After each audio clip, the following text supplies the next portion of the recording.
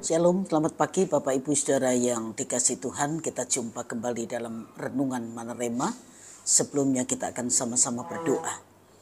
Bapa, mengucap syukur buat kesempatan yang masih kami dapatkan untuk mendengar kebenaran firman-Mu sebagai bekal dalam perjalanan hidup kami. Urapi hamba-Mu dan urapi semua yang mendengar kebenaran ini, supaya baik yang menyampaikan maupun yang mendengar sama-sama diberkati oleh Tuhan. Dalam nama Tuhan Yesus Kristus kami sudah berdoa. Haleluya. Amin. Bapak Ibu Saudara yang dikasih Tuhan, pagi ini kita akan sama-sama belajar sebuah kebenaran yang saya beri tema, Tuhan tahu yang terbaik. Matius pasal yang ke-7, ayat 7 sampai ayat 11 bagian A. Matius pasal 7, ayat 7 sampai 11 bagian A.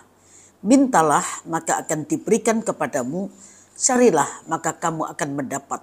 Ketuklah maka pintu akan dibukakan bagimu, karena setiap orang yang meminta menerima, dan setiap orang yang mencari mendapat, dan setiap orang yang mengetuk baginya pintu dibukakan.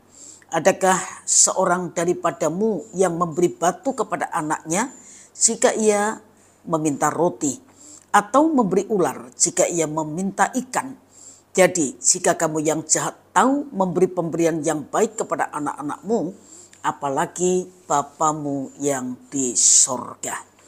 Bapak Ibu Saudara sekalian, doa itu bukan sarana untuk meminta-minta kepada Tuhan dan memuaskan keinginan diri kita sendiri. Doa adalah sarana untuk membangun relasi yang intim dengan Tuhan. Tujuannya adalah hidup kita menjadi semakin dekat sampai melekat menjadi satu roh dengan Tuhan, dan bahkan berkat-berkatnya mengalir keluar melalui hidup kita kepada orang-orang yang ada di sekeliling kehidupan kita. Nah, Tuhan Yesus menggunakan 3 kata kerja untuk mendorong orang percaya berdoa kepada Tuhan. 3 kata kerja ini, yang pertama adalah mintalah. Ketika kita disuruh meminta, jelas sumber berkat adalah Tuhan. Apa yang kita perlukan semua ada pada Tuhan. Dan yang perlu kita lakukan hanya meminta dengan pengertian yang kita minta sesuai dengan kehendaknya. Nah, berdoa memang bagian yang harus kita lakukan. Menjawab sesuai dengan waktu dan caranya itu kedaulatan Tuhan. Kita tidak bisa mendikte Tuhan, mengatur Tuhan, dan mau Tuhan itu menuruti keinginan kita. Yang kedua adalah carilah. Kita diperintahkan untuk mencari, bukan sesuatu yang hilang, bukan sesuatu yang belum kita miliki, tapi mencari kehendak Allah. Allah itu tahu yang terbaik dalam hidup kita, tapi kita tidak tahu. Mazmur 139 berkata, sejak dari dalam kandungan ibu Tuhan sudah tahu apa saja yang akan terjadi sampai kita menutup mata. Nah, waktu kita mencari dengan segenap hati kehendak Allah, kita akan menemukan apa yang Tuhan inginkan ada dalam kehidupan kita sebagai anak-anaknya. Ya, mencari kehendak Tuhan karena kita tahu kehendak Tuhan itu pasti yang terbaik untuk kita semua, walaupun harus kita akui tidak semua kehendak Tuhan itu menyenangkan daging kita. Yang ketiga, ketoklah. Ada pintu yang tidak bisa kita buka sendiri karena keterbatasan kita. Kalau Bapak Ibu Saudara masih ingat, kitab Wahyu berkata, kalau Allah membuka pintu maka tidak ada manusia yang dapat menutupnya. Tapi ingat sebaliknya, kalau Allah sudah menutup pintu berkat itu, tidak ada manusia yang bisa membukanya juga. Jadi membuka pintu berkat itu bukan bagian kita. Kita juga tidak boleh mendobrak. Ya, perintahnya adalah ketuklah. Ketuk itu berarti menunggu sampai yang di dalam rumah membukakan pintu.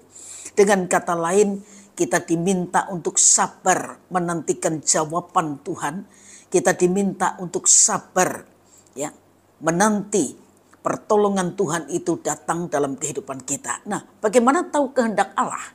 Sehingga apa yang kita minta memang itu yang disediakan. Tuhan tahu kebutuhan kita dan Tuhan tidak menuruti apa yang menjadi keinginan kita. Ya, Bapak Ibu saudara sekalian, Allah menyediakan buat kita dan apa yang kita ketuk adalah pintu dari Allah yang seharusnya kita lewati. Tidak ada cara lain kecuali kita memelihara kedekatan dengan Tuhan sampai kita melekat menjadi satu roh dengan Tuhan sehingga pikiran Tuhan menjadi pikiran kita, hati Tuhan menjadi hati kita, dan kehendak Tuhan itu menjadi kehendak kita. Mari kita terus mendisiplin diri kita untuk berdoa dan mencari kehendaknya lewat Alkitab yang kita baca setiap hari. Kita terus ada dalam hadiratnya.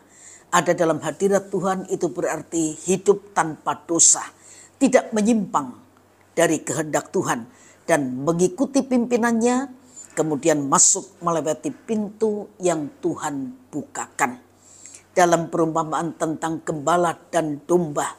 Ketika gembala membukakan pintu, maka domba yang mendengar suara Tuhan itu masuk. Lalu domba itu mengikuti apa yang menjadi kehendak gembalanya. Tuhan memberkati Bapak Ibu saudara sekalian dan mari kita sama-sama berdoa. Bersyukur buat kebenaran firman-Mu yang kami dengar pagi ini. Dan biar Roh-Mu yang kudus penolong itu membantu kami untuk melakukan kehendak-Mu. Sehingga hidup ini makin berkenan, makin menyenangkan hati Tuhan. Berkati semua yang sudah mendengar kebenaran ini. Dan sepanjang hari ini kami tetap menyerahkan diri kami dalam tuntunan Tuhan. Supaya kami tidak menyimpang ke kanan ke kiri dari kehendak-Mu. Dan Tuhan memberkati sehingga apapun yang kami kerjakan yang sesuai dengan kehendak Tuhan. Tuhan buat jadi berhasil untuk kemuliaan nama Tuhan. Terima kasih. Dalam nama Tuhan Yesus Kristus kami sudah berdoa. Haleluya. Amin. Selamat pagi dan Tuhan memberkati Bapak Ibu saudara sekalian.